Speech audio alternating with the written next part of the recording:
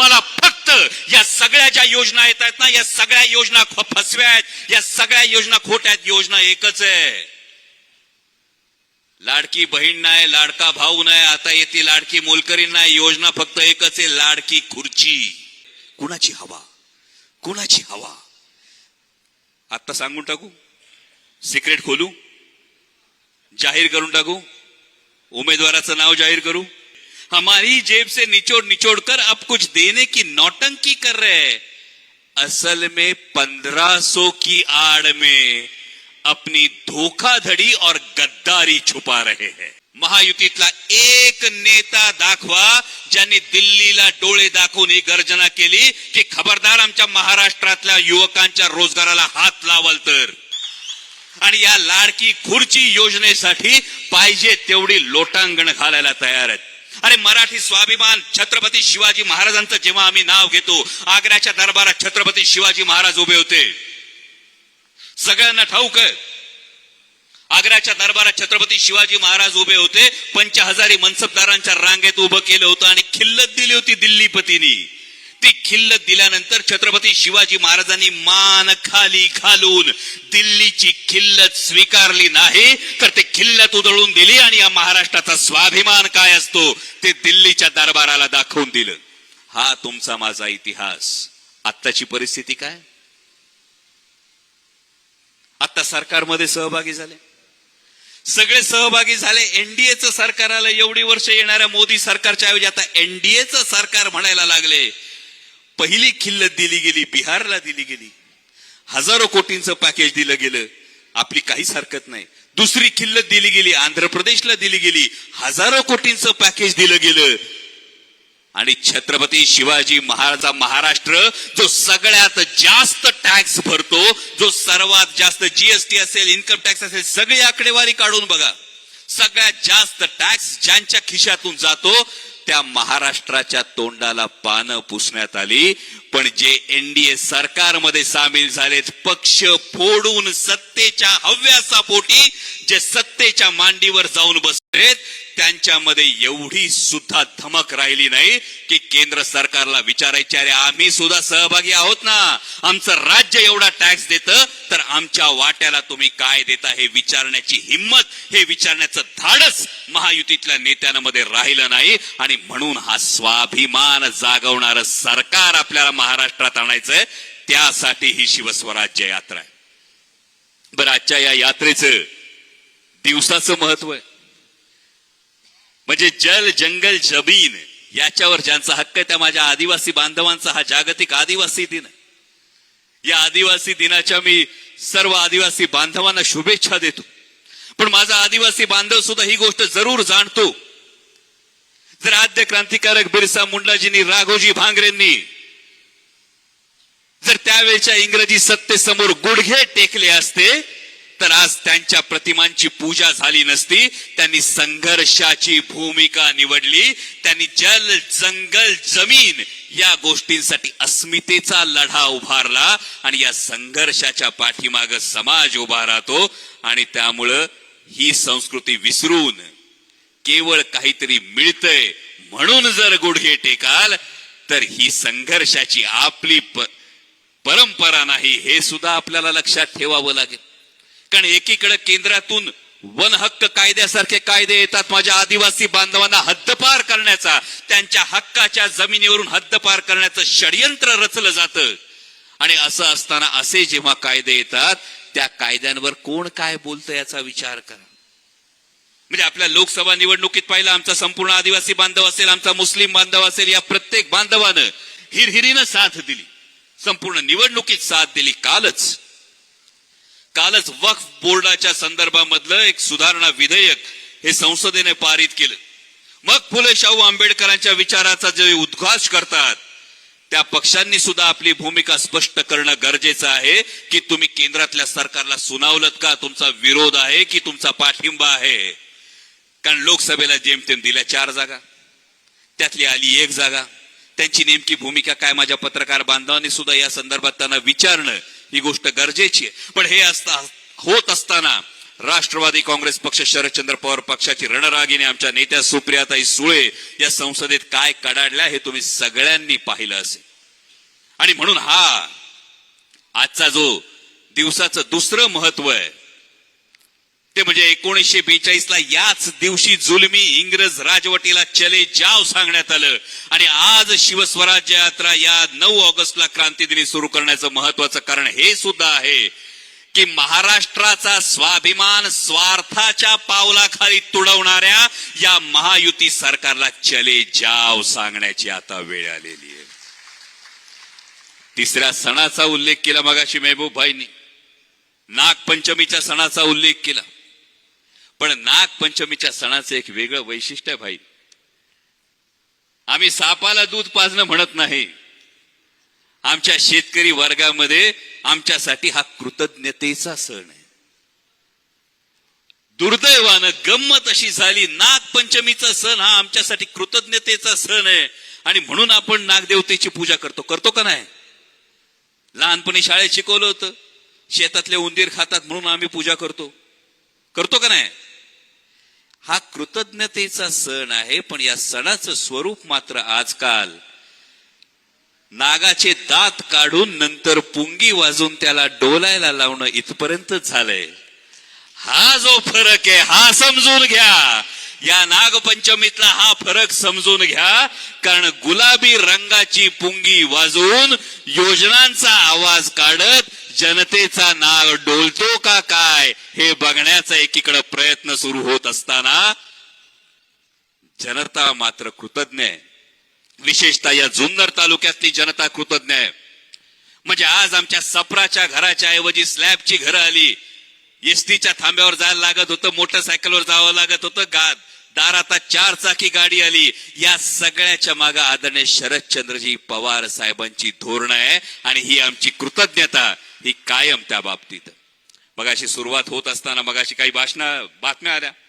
छत्रपती शिवाजी महाराजांच्या पुतळ्याला पुष्पहार अर्पण करत असताना थोडीशी क्रेनची बकेट थोडी टील झाली आणि बातम्या आल्या. जयंत पाटील साहेब, डॉक्टर अमोल कोल्हे थोडक्यात बचावली. एक साहेब फार मोठा योगायोग. मी कायम असं म्हणतो, जेव्हा छत्रपती शिवाजी महाराजांचं काम आपण हाती घेतो ना तेव्हा महाराज कायम परीक्षा बघतात. राजा शिवछत्रपती मालिका सुरू होणार होती, ती सुरू होण्याआधी एक दुखापत झाली. आता काय होणार हा प्रश्न अनेकांच्या मनात आला. महाराजांनी परीक्षा घेतली. जेव्हा तुम्ही सुखरूप बाहेर पडता तेव्हा महाराजांचा आशीर्वाद पाठीशी राहतो. राजा शिवछत्रपती मालिकेने जगात इतिहास घडवला. स्वराज्य रक्षक संभाजी मालिकेच्या वेळी तीच परिस्थिती झाली. पहिला दिवस चित्रीकरणाचा तलवार सटकली, डोळ्यावर लागली. सगळ्यांना धास्ती, आता कसं होणार, पुढे काय होणार. तोपर्यंत बातमी आली, अमोल कोल्हे चित्रीकरणाच्या दरम्यान थोडक्यात बचावले. स्वराज्य रक्षक संभाजी मालिकेने 157 देशांमध्ये छत्रपती संभाजी महाराजांचा इतिहास पोहोचवला. आजचं दुसरं तिसरं काय नाही, इजा विजा तिजा आहे. बातमी आली, थोडक्यात बचावले. आता छत्रपती शिवाजी महाराजांचा विचार घेऊन ही शिवस्वराज्य यात्रा असं वादळ निर्माण करेल उभ्या महाराष्ट्रात की या महायुती सरकारला चले जाव म्हटल्याशिवाय राहणार. आणि म्हणूनच आता मगाशी अंकुश शेट्टी बोलताना सांगितलं की अनेक जण इच्छुक आहेत. मी मनापासून कृतज्ञता या आधीच्या आभार मेळाव्यात सुद्धा व्यक्त केली. मी मनापासून कृतज्ञता पुन्हा एकदा व्यक्त करतो. लोकसभेच्या वेळी आपण सगळ्यांनी खांद्यावर जी निवडणूक घेतली त्यासाठी. त्या लोकसभेच्या निवडणुकीत अनेकांनी वैयक्तिक टीका केली. मी त्यावेळी सांगितलं होतं, तेव्हा मी गप्प होतो. मी आजही वैयक्तिक टीका करत नाही. मी वैयक्तिक टीका करत नाही कारण अकारण खोटे आरोप करून काही चालत नाही. मात्र जुन्नर तालुक्याच्या आमदारांना जरूर एक प्रश्न विचारू इच्छितो की या तालुक्यात जेव्हा GMRT आली तेव्हा GMRT मुळे इथे MIDC होणार नाही हा निर्णय घेणाऱ्यांना ठाऊक होतं का? ते निर्णय जर घेतला गेला तर त्यानंतर MIDC होणं अवघड आहे, कोणत्याही विकासाचा प्रकल्प होणं अवघड आहे. हे जर असेल तर ज्यांची तुम्ही बाजू घेतलीत ते माननीय उपमुख्यमंत्री आज 13 वर्ष पुणे जिल्ह्याचे पालकमंत्री आहेत. किती वर्ष? 13 वर्ष पुणे जिल्ह्याचे पालकमंत्री आहेत. विकासासाठी तुम्ही ज्यांची बाजू घेतलीत त्या माननीय पालकमंत्र्यांनी या 13 वर्षात GMRT मुळे जे जुन्नर तालुक्याचं नुकसान होऊ शकतं, या नुकसान भरपाईसाठी नेमकं काय केलं, काय करणार आहेत याचा प्रश्न कधी तुम्ही विचारलात का? आमदारांना दुसरा प्रश्न आहे. परवा डीपीडीसीची बैठक झाली, माझ्या पत्रकार बांधवांनी त्याला मोठं कव्हरेज दिलं. या पत्रकार बांधवांनी जे कव्हरेज दिलं त्यातही डीपीडीसी मध्ये जी खडाजंगी झाली, काय खडाजंगी झाली हो, काय विचारलं सांगा? साधा प्रश्न विचारला होता. प्रश्न एवढा साधा होता की डीपीडीसीचा जो काही 1200 कोटी रुपयांचा निधी आहे, याच तालुका निहाय कसं वाटप झालंय? चुकलं काय? असं तर नाही ना काय एका मतदारसंघातली माणसं स्पेशल आणि जुन्नर तालुक्याची माणसं नुसतीच नागरिक, त्यांना जर एक मताचा अधिकार असेल तर आम्हाला सुद्धा एक मताचा अधिकार आहे ना. मग जुन्नर तालुक्याच्या आमदारांनी जुन्नर तालुक्याच्या जनतेला हे सांगून द्यावं की मागच्या 5 वर्षात पालकमंत्र्यांच्या बारामतीसाठी डीपीडीसी मधून किती निधी गेला आणि जुन्नर तालुक्यासाठी किती निधी गेला, बारामती तालुक्यासाठी किती निधी गेला आणि जुन्नर तालुक्यासाठी किती निधी गेला. एकदा दूध का दूध पाणी का पाणी होऊन जाऊ द्या ना, मग कळेल नक्की विकासाची जी भूमिका घेतली ती का घेतली. मी अजूनही वैयक्तिक काहीच बोलत नाही, अजून बोलण्याची वेळ येऊ नये अशी अपेक्षा आहे. अनेक पत्रकार बांधव विचारतात, मगाशी विचारलं, परत येणार का, परत घेणार का? मी फक्त एक साधं सांगतो, छत्रपती शिवाजी महाराजांचा जर आदर्श घ्यायचा असेल तर छत्रपती शिवाजी महाराजांच्या वेळी अगदी प्रति शिवाजी ज्यांना म्हटलं गेलं ते नेताजी पालकर स्वराज्याच्या कामी मोठी मोहीम बाजवत होते, मोठं कामगिरी करत होते. नेताजी पालकर प्रति शिवाजी म्हटले जात होते.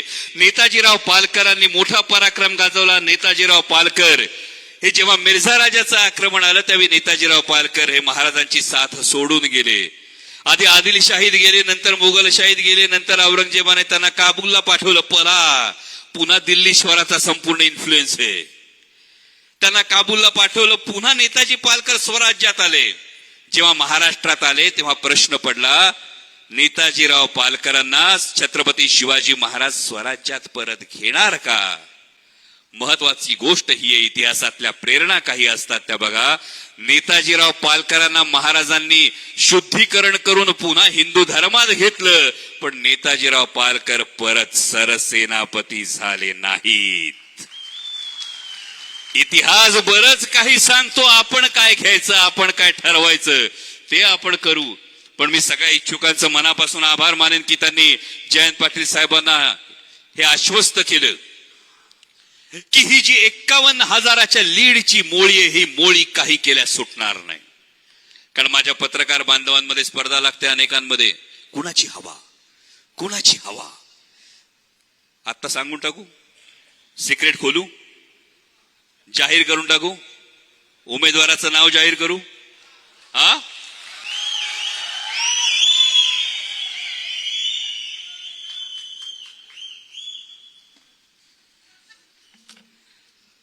ऐकायचं उमेदवाराचं नाव म्हणजे एकदा यांचं थांबल, कोणाची हवा कोणाचं काय हे थांबल. उमेदवार आहेत आदरणीय शरदचंद्रजी पवार.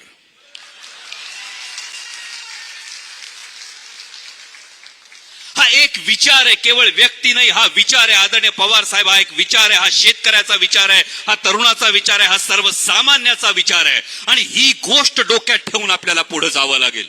नाहीतर 2 बोक्यांच्या भांडणामध्ये माकडाचा लाभ होतोय, तसं होऊ देऊ नका. ही सगळ्यात महत्वाची गोष्ट आहे. आता अनेक यात्रा निघतात.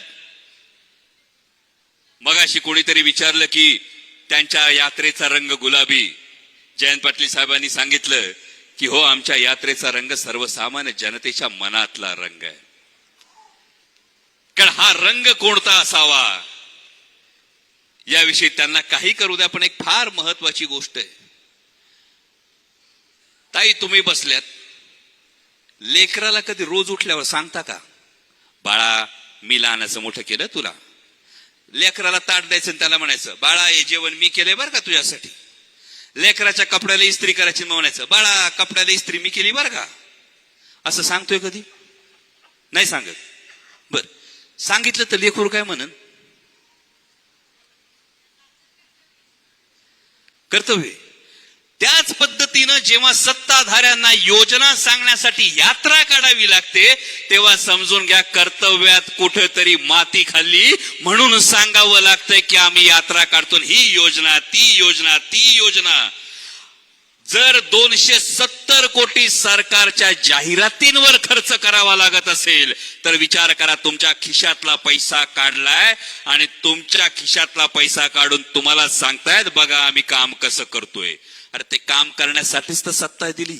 बरं, सत्ता दिलेली नव्हती, वरबाडून घेतलेली सत्ता आहे, पण तरी सुद्धा आता सांगावं लागतंय की ही योजना आहे. म्हणजे आता तर गंमताची झाली, योजना दष्टपुष्ट झाल्यात आणि विकास मात्र रोडावलाय.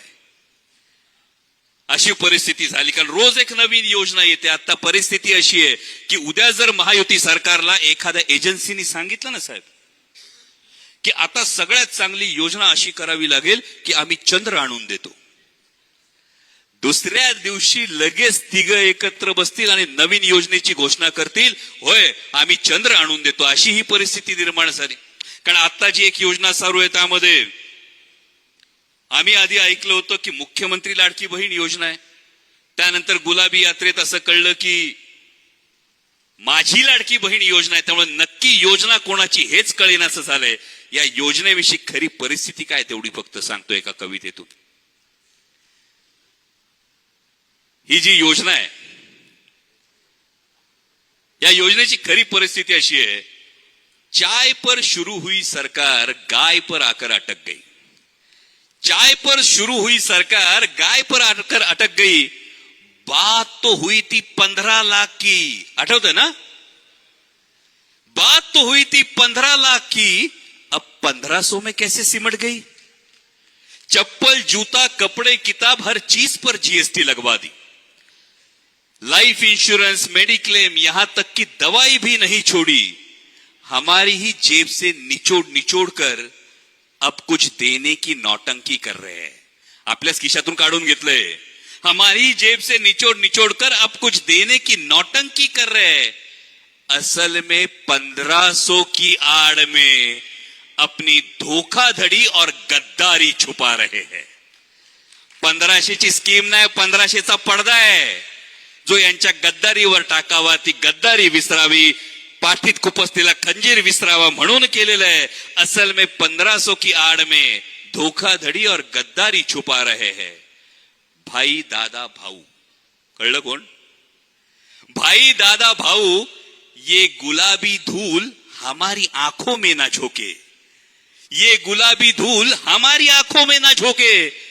गद्दारी के लिए आपको 50 खोके और लाडली बहना सिर्फ 1500 में ओके. त्यामुळे ही गोष्ट आधी लक्षात घ्या. आणि हा जो पडदा टाकलेला आहे या गद्दारीवरचा, महाराष्ट्रानं गद्दारीला कधीही थारा दिला नाही. आपण नाव घेतो ते छत्रपती शिवाजी महाराजांचं घेतो, आपण नाव घेतो ते छत्रपती संभाजी महाराजांचं घेतो, आपण नाव घेतो बाजीप्रभू देशपांडेंचं घेतो, मुरारबाजी देशपांडेंचं घेतो, आपण 300 बांधलांचं नाव घेतो, पण गद्दारी केलेल्या एकाही माणसाचं नाव आपण घेत नाही. हा महाराष्ट्राचा इतिहास आहे आणि तो आपल्याला जागवायचा आहे. आणि भावांनो, मगाशी जसं सांगितलं ते अर्धवट होतं. लोकसभा सिर्फ झाकी थी, विधानसभा अभी बाकी आहे एवढंच नाही, येणारी विधानसभा भी झाकी है. बाद में केंद्र की सरकार अभी बाकी है. आणि त्यामुळे यासाठीची वाटचाल आपण करावी. आपल्या सर्वांच्या या प्रतिसादाबद्दल मनपूर्वक शुभेच्छा, सदिच्छा देतो. आणि महाविकास आघाडीचाच आमदार जुन्नरच्या शिलेदार होईल असा विश्वास व्यक्त करून थांबतो. धन्यवाद. जय शिवराय. तुम्ही पाहत आहात विस्टा न्यूज मराठी.